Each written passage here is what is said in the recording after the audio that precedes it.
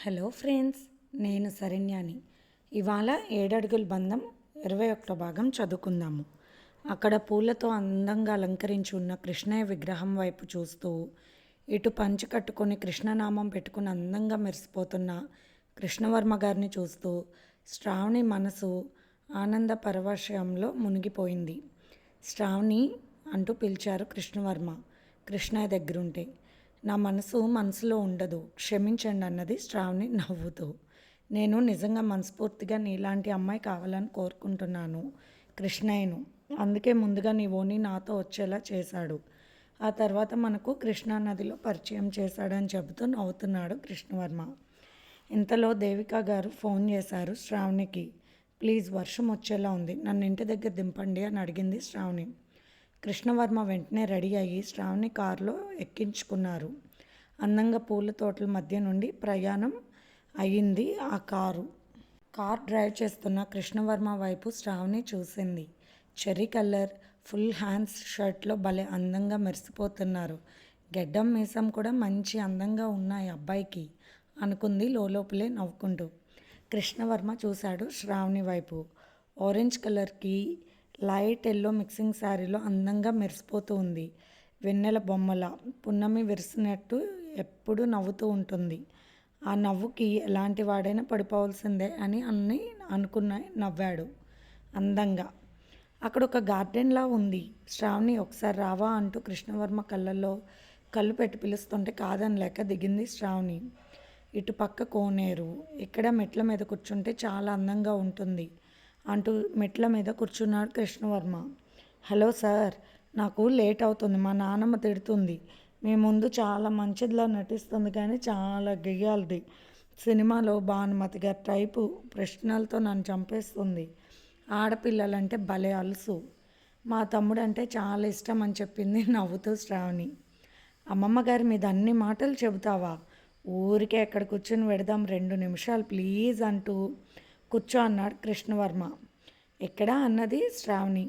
నా ఒళ్ళో కూర్చో అక్కర్లేదు, అప్పుడే ఏ కింద మెట్ల మీద కూర్చో అని తను కూర్చున్న కింద మెట్ల మీద కూర్చోమని చెప్పాడు కృష్ణవర్మ. కొన్ని హద్దులు ఉంటాయి మిస్టర్ కృష్ణవర్మ, ఇప్పుడు నేను కూర్చోలేను అన్నది శ్రావణి. సర్లే పో, రాత్రి ఎలాగో కూర్చున్నావుగా ఇలాగే నా దగ్గర అన్నాడు నవ్వుతూ కృష్ణవర్మ. ఎప్పుడు కలలోనా అంటూ నవ్వింది శ్రావణి అందంగా. కలలో తప్పితే నిజం ఎలా అవుతుంది? శ్రావణికి ధైర్యం తక్కువ కదా అంటూ నవ్వాడు కొంటెగా కృష్ణవర్మ. నాకేం ధైర్యం తక్కువ లేదంటూ కృష్ణవర్మ కాలు ఒక పక్కన పెట్టుకుంటే కూర్చుంది శ్రావణి. శ్రావణి కూర్చోవడమే, తన 2 కాళ్ళు ఆమెను హద్దుల్లో పెట్టినట్టు కూర్చున్నాడు కృష్ణవర్మ నవ్వుతూ. భయపడుతున్నావా ఏంటి అన్నాడు కృష్ణవర్మ తల వంచి. భయమా? నాకా? హ అంటూ నవ్వుతూ చూసింది కృష్ణవర్మ వైపు. నీ నవ్వుల తెల్లదనాన్ని నాగమల్లి అప్పడిగింది యువతు యువతు యువతు.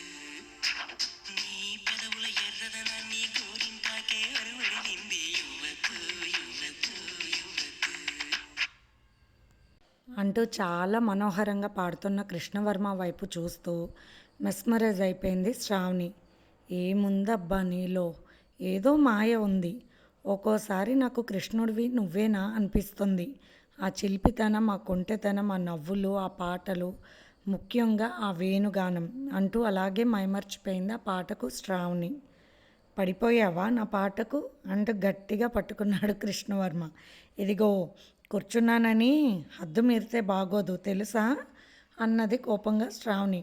నిన్నేమన్నా ముద్దు పెట్టుకున్నానా? నడుం నా దగ్గరే ఉంది, అయినా పట్టుకున్నానా? వెనక్కి తిరిగినప్పుడు హఠాత్తుగా ఏమైనా ముద్దు పెట్టేశానా అంటూ చిలిపిగా నవ్వుతున్న కృష్ణవర్మ మాటలకు పైకి లేవబోయింది శ్రావణి. 2 చేతులతో గట్టిగా పట్టుకున్నాడు కృష్ణవర్మ. ఏమి సార్, ఒళ్ళెలా ఉంది నీకు అన్నది శ్రావణి కోపంగా. అల్లరి చేష్టలకు త్వరగా లొంగిపోయే ఘటం కాదు ఇది అన్నది చాలా సీరియస్గా శ్రావణి. అమ్మో, కోపం వచ్చేసింది అమ్మాయికి, భయం వేస్తుంది, ఎలా అన్నాడు కృష్ణవర్మ. అసలు ఏంటండి మీరు? అమ్మో, వర్షం పడుతుంది కృష్ణ గారు, మా అమ్మగారు కంగారు పడతారు. 3 ఆడపిల్లల్ని కన్నా తల్లిదండ్రులు తెలుస్తాయి బాధలు. హే అంటూ ఉంది శ్రావణి చాలా గారభంగా. అయితే ఒక చిన్న ముద్దు పెట్టు, వెళ్ళిపోదాం. నాకు సిగ్గుగా ఉంది, ఇప్పుడు కాదు, ప్రస్తుతానికి భయంగానూ ఉంది. భయంగా ఉన్నప్పుడు ప్రేమ ఎలా కలుగుతుంది అన్నది శ్రావణి.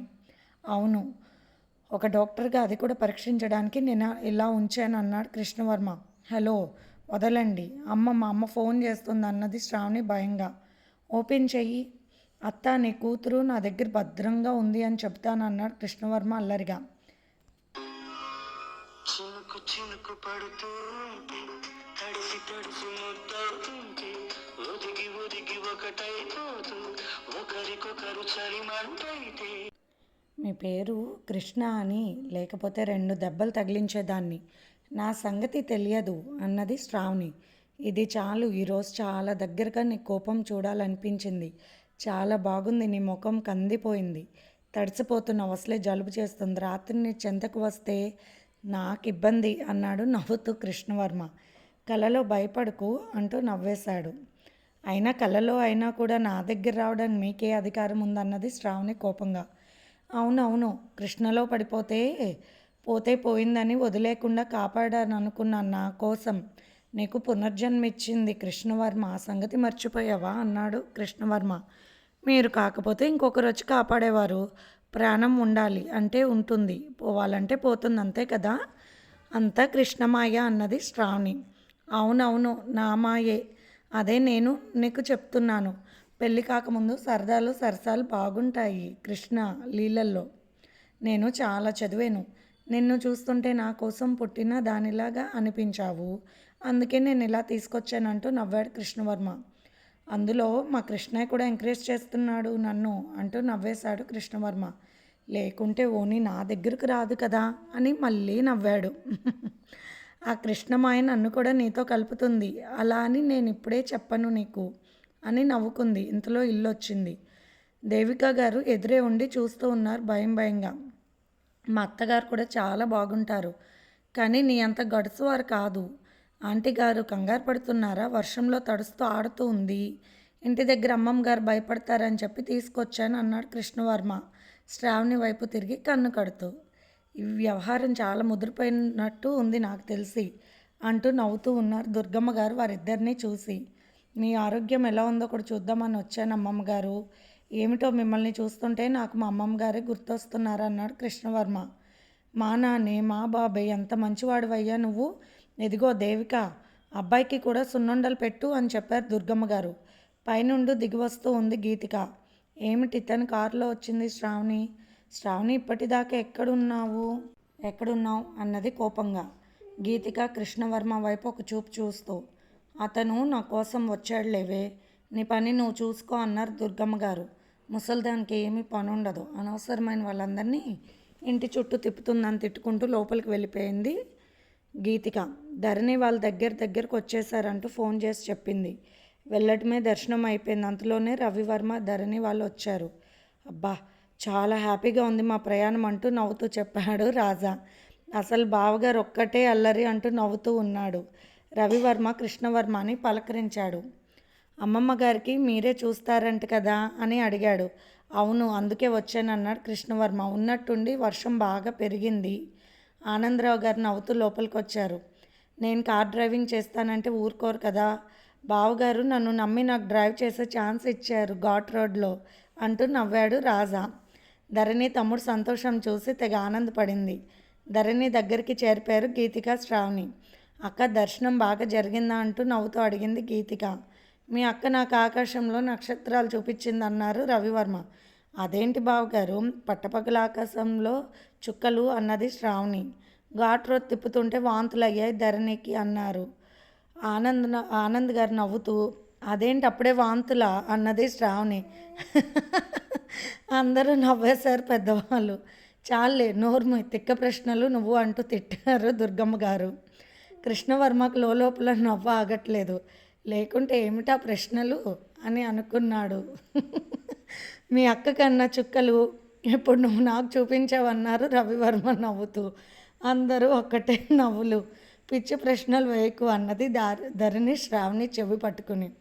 మీరేగా పెళ్ళయ్యాక వాంతులైతే ఏదో అంటారు, అందుకే అడిగాను అన్నది శ్రావణి. నువ్వు అసలు డాక్టర్ కోర్స్ చదువుతున్నావా శ్రావణి అన్నాడు కృష్ణవర్మ నవ్వుతూ. నాకు తెలుసు, మా బావగారిని ఆటలు పట్టించాలి నేను. నువ్వు బావగారివి కాదు, ఆటలు పట్టించింది నన్ను అన్నది ధరణి. అన్నీ అల్లరి మాటలు, అల్లరి చేష్టలు. ఈ ముక్కుతాడు వేసేవాడు అల్లరివాడే అవ్వాలి, లేకుంటే మామూలు వాళ్ళని నువ్వు గెలవనివ్వవు అంటూ ఒక చూపు కృష్ణవర్మ వైపు, ఒక చూపు శ్రావణి వైపు చూసి నవ్వింది దుర్గమ్మ. కృష్ణవర్మ కూడా నవ్వుతూ ఉన్నారు. అందరూ ముచ్చటగా కూర్చున్నారు. కృష్ణవర్మ దుర్గమ్మ గారిని పరీక్ష చేసి, ఇక నేను వెళ్ళొస్తాను. ఏంటమ్మా మీ బావగారికి పాయసంలో ఉప్పు వేసినా గారెల్లో బెల్లం వేసినా కూడా రుచి తెలియలేదంట అంటూ నవ్వారు ఆనంద్ గారు. అది అక్క చేతి మహిమ అట, బావగారు తెగ నవ్వించారంటూ రాజా నవ్వుతూ ఉన్నాడు. సరే నేను పైకి వెళ్తున్నాను, స్నానానికి నీళ్ళంటూ ధరణి వైపు చూశారు రవివర్మ. అక్క నువ్వు వెళ్ళు, బావగారికి భయమట, వేడి నీళ్ళు ఎలా వస్తాయో తెలుసు కదా, బావగారు కావాలని అక్కని పిలవడం కాకపోతే అన్నది శ్రావణి. ఆపవే అంటూ దుర్గమ్మ గారు ముద్దుగా కసిరారు మనోరాల్ని. అల్లరి అమ్మాయివి అంటూ నవ్వారు రవివర్మ. చాలా ముచ్చటగా అందంగా నవ్వుతూ మాట్లాడుతున్న శ్రావణి వైపు అలాగే చూస్తూ ఉండిపోయాడు కృష్ణవర్మ. అంతలోనే తేరుకుని వెళ్ళొస్తానంటూ పైకి లేచాడు. బాబు ఈ స్వీట్స్ తినండి ఇంటికి వెళ్ళాక అంటూ ప్యాక్ చేసి ఇచ్చారు దుర్గమ్మ గారు. స్వయంగా ఇంట్లో తయారు చేయించిన సున్నుండలు, లడ్డూలు, మైసూర్పాకు అన్నీ మంచి నేతితో చేయించాము అని చెప్పారు దుర్గమ్మ గారు. అలా నువ్వెంత బాగా చెప్పినా నువ్వు తినవచ్చు అని ఏమీ చెప్పరు డాక్టర్ గారు. వేషాలు వేయకే నానమ్మ అన్నది శ్రావణి దుర్గమ్మ గారి వైపు చూస్తూ.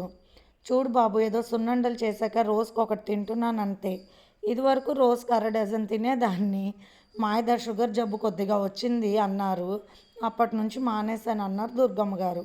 ఒంటి నిండా షుగర్ ఫ్యాక్టరీ ఉంటే వేరొక షుగర్ నీకెందుకే అన్నది నవ్వుతూ శ్రావణి. నా మనవడి పెళ్ళై వాడి పిల్లల్ని ఆడించే వరకు ఉండాలి నేను, అందుకని జాగ్రత్తగా ఉంటున్నాను అన్నారు దుర్గమ్మ గారు నవ్వుతూ. రాజా నవ్వుతూ ఉన్నాడు. ఇప్పుడంత సిగ్గుపడాల్సిన అవసరం ఏమీ లేదు, కానీ నీ పుస్తకాలు నువ్వు చూసుకోరా వెళ్ళి అన్నారు ఆనంద్ గారు. శ్రీనివాసరావు గారు వచ్చారు, అందరినీ పలకరించారు. సర్లే పైన రూమ్లో ఏర్పాటు చేయండి, 2వ రోజు కదా అన్నారు దుర్గమ్మ గారు నవ్వుతూ. అన్నీ ఏర్పాట్లు చేసే ఉన్నాయి అత్తయ్య గారు అంటూ నవ్వారు దేవిక గారు. వెళ్తున్న కృష్ణవర్మ గారి వైపు చూస్తూ బాగున్నాడు కదూ, శ్రావణి కరెక్ట్గా సరిపోతారన్నారు దుర్గమ్మ గారు. శ్రీనివాసరావు గారు నవ్వుతూ, అమ్మ మధ్యలో గీతిక ఉంది కదా, శ్రావణి మాట ఇప్పుడు ఎందుకు అన్నారు నవ్వుతూ. పిల్లలు ఎవరి గదుల్లోకి వాళ్ళు వెళ్ళిపోయారు, పెద్దలు నవ్వుకుంటున్నారు. రాజా కేక్ తెచ్చావా అన్నారు గీతిక శ్రావణి. ఇదిగో బుజ్జి, చిన్ని అక్కలు, మీరు చెప్పినట్టే అన్నీ రాయించాను. రవివర్మ, ధరణి, గీతిక, శ్రావణి ఇద్దరు వాళ్ళ అక్క గదిలోకి వెళ్తుంటే అక్కడే కుర్చీలో ఉన్న దుర్గమ్మ గారు, ఎక్కడికి మీరు వెళ్ళేది, అక్క గదిలోకి ఇదివరకులాగా మీరు వెళ్ళకూడదన్నది కోపంగా దుర్గమ్మ.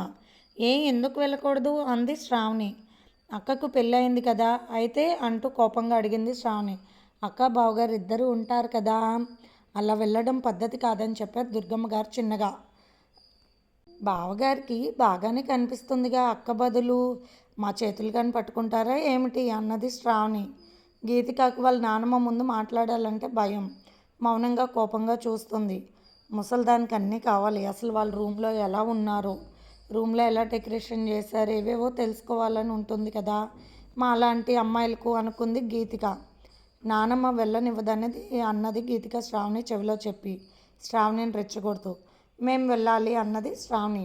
ఒరే శ్రీను, నీ పెద్ద కూతురికి మాత్రమే నువ్వు పెళ్లి చేయగలవు, ఈ రెండు కూడా నీకు అవకాశం ఇచ్చేటట్టు లేవు. అసలు ఈ శ్రావణి మరీ అల్లరిదైపోయింది అంటూ పెద్దగా అరిచారు దుర్గమ్మ గారు. డాడీ, అక్క బావగారితో కేక్ కట్ చేయించాలని మేము తయారు చేయించి తెప్పించాము, నానమ్మ లోపలికి వెళ్ళనివ్వడం లేదు డాడీ అని చెప్పింది శ్రావణి.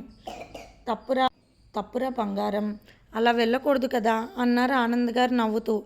ఏమిటో ఈ సిద్ధాంతాలు, మేమేం చేస్తాం, బావగారిని కొరుక్కు తింటామా నానమ్మ అంటూ దుర్గమ్మ వరకు వినబడేటట్టుగా చిన్నగా చెవిలో అన్నది ఈ శ్రావణి. అలాగే నాన్నగారు, బాబాయ్ అన్నది చాలా గౌరవంగా. ఒరే నా చెవిలో ఇష్టం వచ్చినట్టు మాట్లాడి మీ ముందు నటిస్తుందిరా నీ కూతురు అంటూ అరిచారు దుర్గమ్మ గారు. అబ్బా, అందుకే ఇటువంటి ముసలి వాళ్ళని తీసుకువెళ్ళి ఓల్డేజ్ హోమ్లో పడేయాలి, అక్కడ అందరూ ముసలోళ్ళు ఉంటారు, గీ బే అని అరుచుకుంటూ ఉంటారు అన్నది శ్రావణి. ముసలంలాగా నటిస్తూ దుర్గమ్మ గారికి మాత్రమే వినపడేలాగా అన్నది శ్రావణి. చూడురా నన్ను ఓల్డేజ్ హోమ్లో పడేస్తుందంట అన్నారు దుర్గమ్మ గారు. ఇంత జరుగుతున్న లోపల ఏం చేస్తున్నారు అక్క బావగారు అన్నది శ్రావణి.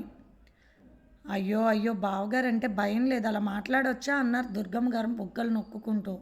నొక్కుకోవడానికి బుగ్గలు లోతుకుపోయాయి, ఇంకేం నొక్కుంటావు అన్నది శ్రావణి నవ్వుతూ. పైన ఏదో చేస్తున్నారు పిల్లలు, ఒక్కసారి పైకి వెళ్ళొచ్చు కదా అన్నారు శ్రీనివాసరావు గారు దేవికతో.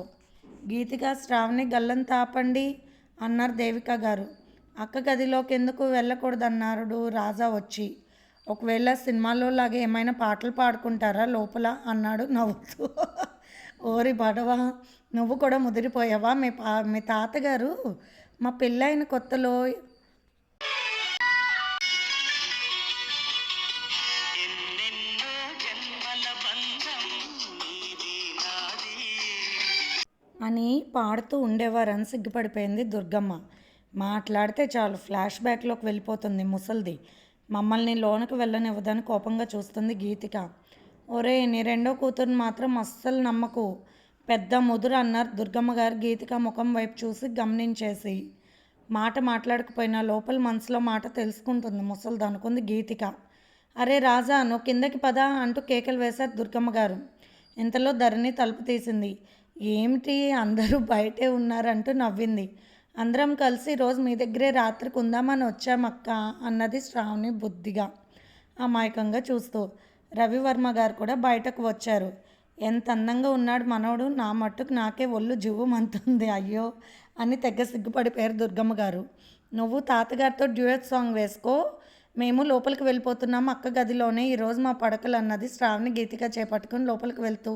అయ్యో రామ రామ, పక్క మల్లెపూలతో చక్కగా అలంకరించి ఉంది, పెళ్లి కాని పిల్లలు లోపలికి పంపడం మంచిది కాదు, అసలు లేనిపోని ఆలోచనలు, తప్పులు చేస్తారు తెలియని వయసులో అని ఇదివరకటి పెద్దవాళ్ళు గోల్ చేసేవారు అని భయపడిపోయింది దుర్గమ్మ.